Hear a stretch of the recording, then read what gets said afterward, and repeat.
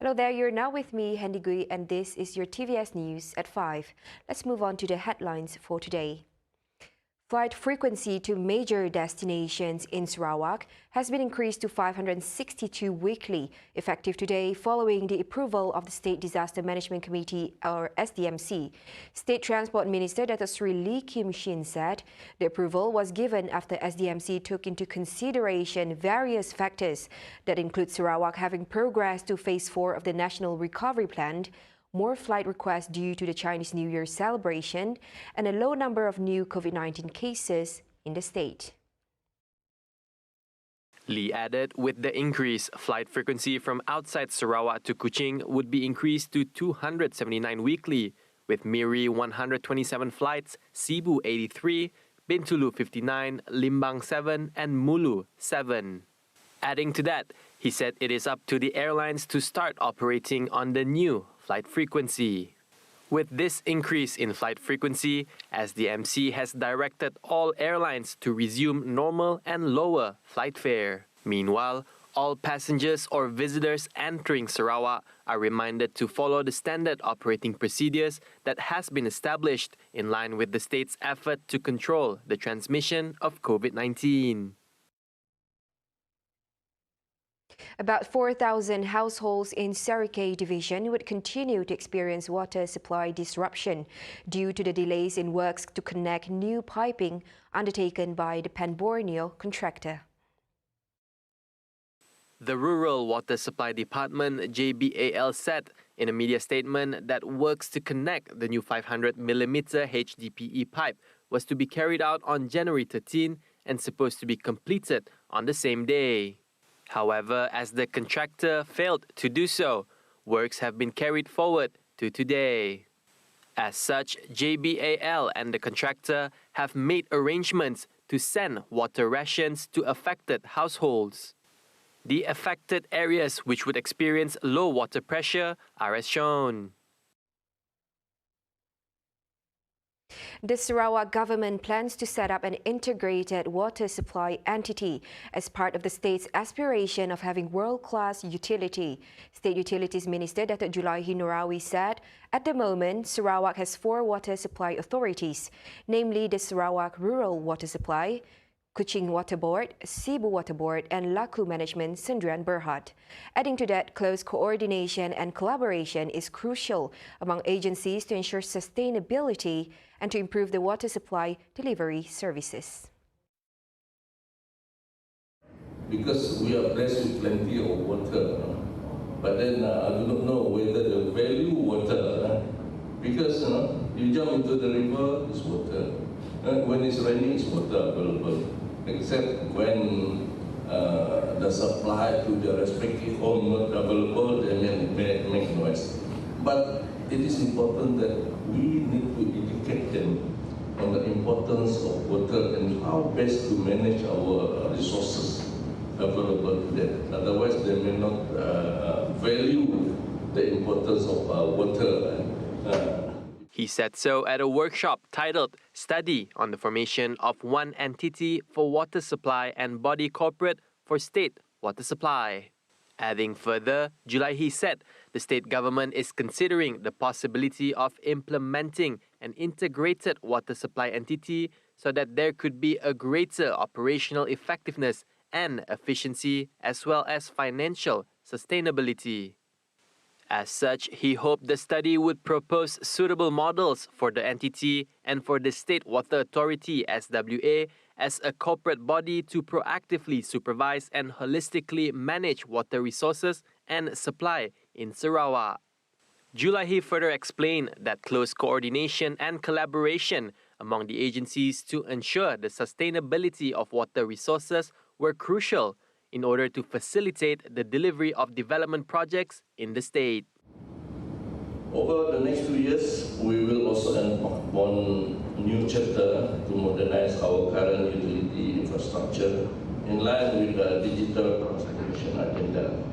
This will include enhancing the metering system in the utility sector, among others. Meanwhile, in regards to the placement of the telecommunications portfolio under his ministry, Julaihi will ensure that telecommunication coverage will be extended throughout the state to accelerate the state digital economic agenda, in addition to working to achieve the target of 100% coverage of water and electricity supply for the entire state by 2025. Now, the Malaysian Meteorological Department, or Met Malaysia, has issued another warning of continuous heavy rain at severe level for 8 areas across Sarawak until tomorrow, January 15th. The areas are Kuching, Serian, Semarahan, Seriaman, Betong, Sarikei, Sibu, and Muka. Under Met Malaysia's warning system, the severe level indicates that continuous heavy rain is expected to occur with rainfall exceeding 60 millimeters within 6 hours.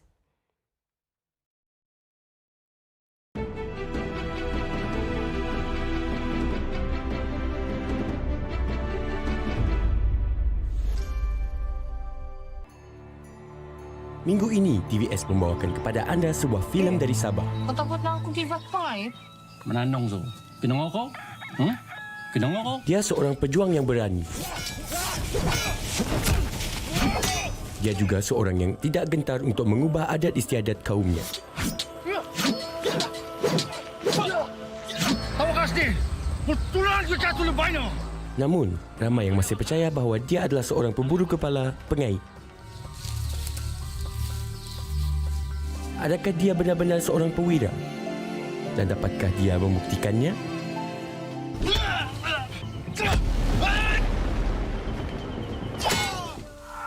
Jangan lupa untuk menonton Avakas, Sabtu 9 malam hanya di TVS saluran 122 Astro dan My TV. Ngapa takon ku, kapasisan ku?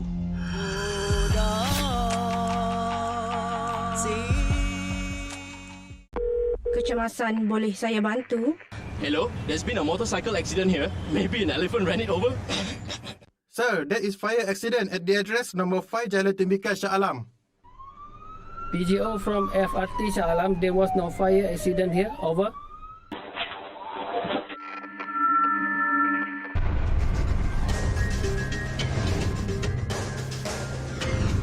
MERS 999. Use it wisely. This is our world today. Complicated ideas, news saturation, information overload. We'll delve into the issues, break down the stories to see what matters and why it matters. Your hands are not on the wheel and hasn't used anything. Okay, it's moving by itself. Wow. I just Don't get fat.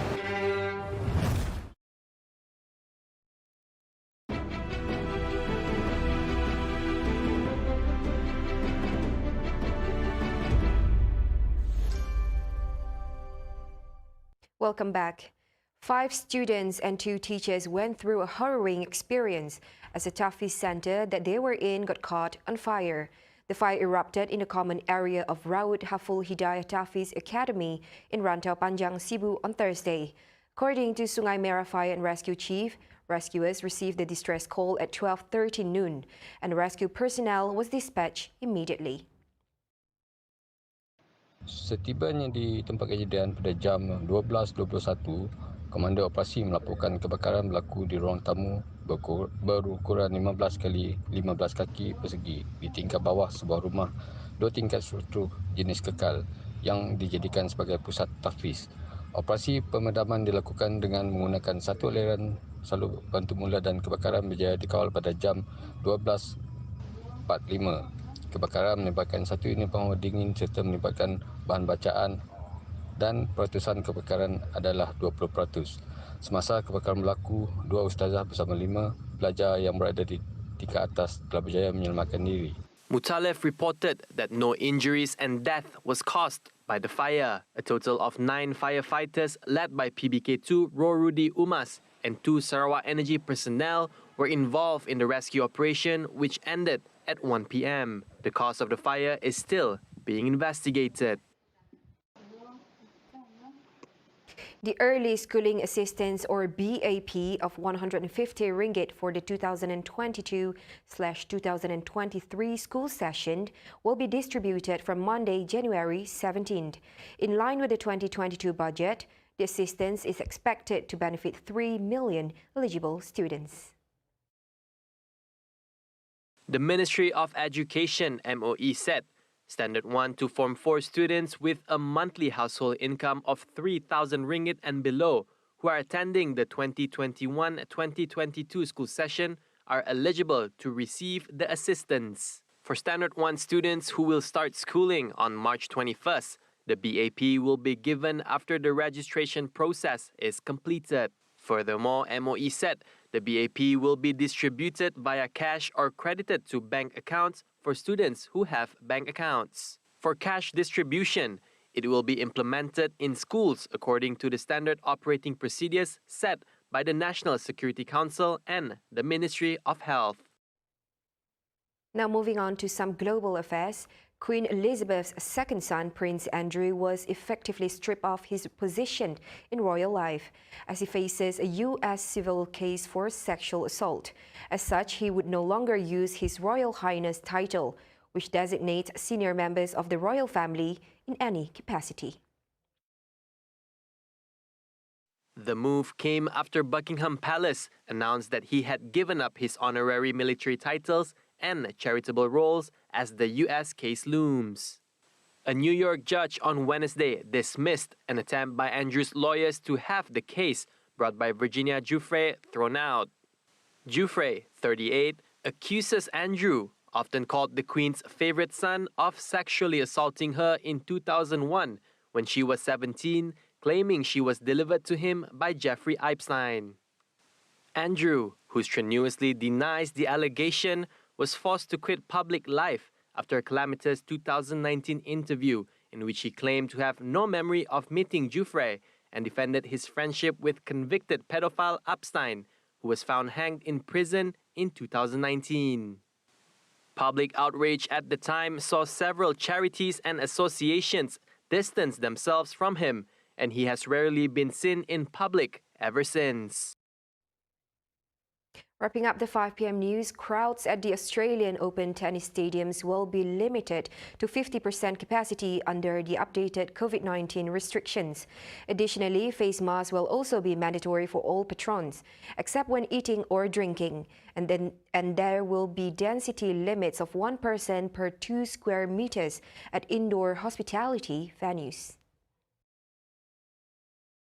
Victoria, which hosts the Grand Slam in state capital Melbourne, reported 37,169 new cases of COVID-19 on Thursday and 25 fatalities.